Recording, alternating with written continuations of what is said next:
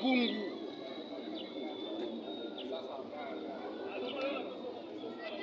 Naloba nazoyoka te. Naloba nasopa biso no témoin église. Voilà tozoloba na bino. Le président de la République ayabi Kibala aza na monument azo défendre le peuple congolais, particulièrement Pende. Naloba nasopa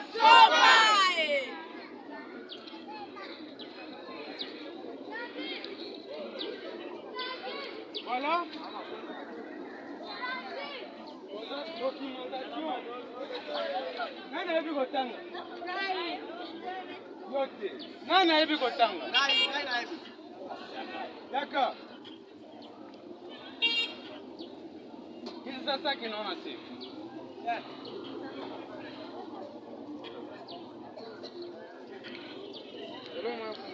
Naloba napesa ya tanga ya facha yoka président de la République ayoka Sénat bayoka ministère intérieur bayoka justice bayoka allez-y naloba tanga ngo tu vois bayoka yo et puis otangela ba signature eza combien kuna bona Tanga Magasi. Bolanda Malamu. République démocratique du Congo, province du Kwilu, territoire de Gungu, commune rurale de Gungu, ministère du territoire, carnet du ministre, numéro 6 avril 2022, commune rurale de Gungu, musée national de Gungu, l'art secret Pende. Avenue Kisangani, numéro 20, quartier Congo. Télé 082 30 39 243. Bar 530, Gungu. Le 15 avril 2022. Signature numéro 4 MG aspect 2021. Transmis copie pour information à Son Excellence Monsieur le Président de la République démocratique du Congo. Assigné ou assigné? Assigné. Assigné ou assigné? Assigné. Président de la République, assigné ou assigné? Assigné. La République démocratique du Congo, Son Excellence Monsieur le Premier ministre, chef du gouvernement. Assigné ou assigné? Assigné. Assigné ou assigné?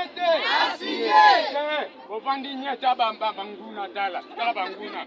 Assigné ou assigné? Assigné.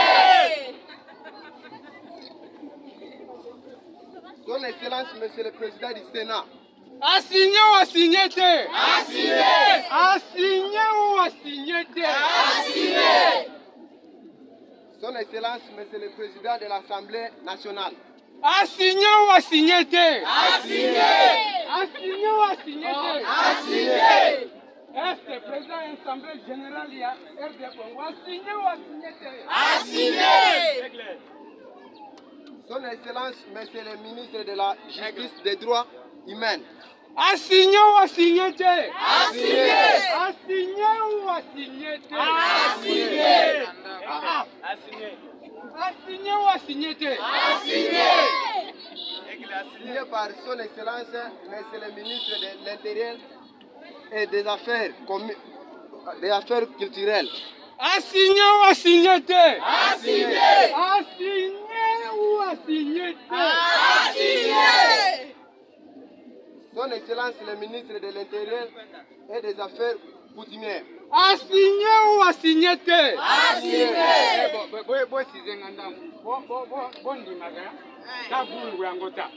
Assigné ou assigné? Assigné. Excusez-moi. Au bien Congo, monsieur Tigale, assigné ou assigné? Assigné. Allez, tanga. Son Excellence, Monsieur le ministre de la culture et art. Signé par les mêmes, Monsieur le ministre de la Culture. Assigné ou assigné? Assigné. Population ya Gungu, c'est la peine. C'est la badongoloniste. Kaka politique va okufa na ngo elo mo test 35 km comme la vision matadi au batia prince. Basigné ou basigné te? Basigné. Ah ouais, soki basakani nga mona tia prince. Basigné ou basigné te?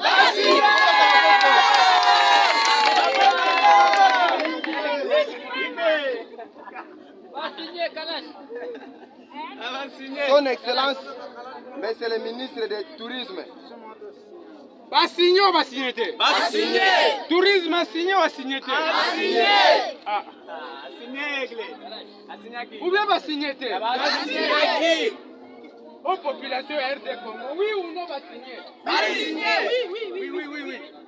Mais question moi on a nous avons des politiciens à Kungu. Oyo chaque jour na monument au baka au sala. Basala ka soki nini basala ka soki ba ma Congo soki ba nini. Comment est-ce qu'un patrimoine mondial ya territoire na bino? Et koko zika sans un politicien ya Kungu a bimalo. Aloba. Ami? Bamibi. Bashege. Dolobi boye. Patrimoine et oyo ziki. C'est un patrimoine mondial? Mondial. Reconnu mondial? Mondial. Mais où seraient les politiciens de Gungu? Oyo République Mouvimba signé. Tout fait à Kinshasa, à l'intérieur de Monsieur, Son Excellence, Monsieur le Président de la République démocratique du Congo à Kinshasa. Ngaliema. Basigné ou basigné te? Basigné. Ah, bondima te, problème te. Mais basigné ou bien basigné te? Basigné. Un objet, dossier musée national de l'art, secret Pende, Gungu bombardé, jeudi le 4/11/2021. Information demandée d'appui financier. République démocratique du Congo, Monsieur le Président, signé par lui-même. Excellence. Basigné ou basigné te? Basigné. Population ya Gungu ata tozala kobombana. Mais événement yango. Oui ou non gouvernement congolais basigné? Oui. Basigné? Basigné. Basigné? Basigné.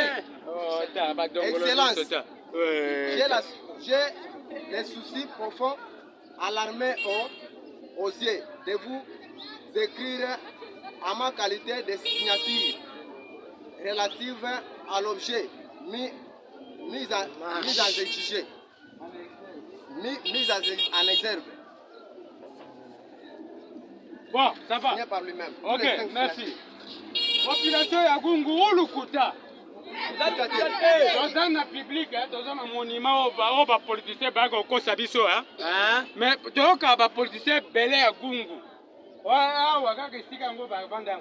Comment événement grandiose ya Gungu ya peuple pende et ko salema sans politicien bimatombo la mutuna. Arigumidi, c'est pas ça le développement. Le développement est allé. Un politicien, il y a terroir, à moni eloko et salami yamabe, a fait ces informations, baluki solution. Nous adressons cette idéologie au président de la République. Tout ce qui est signataire de ces accords, de mettre la main dans la pâte. Et nous vous disons pour vos populations, merci.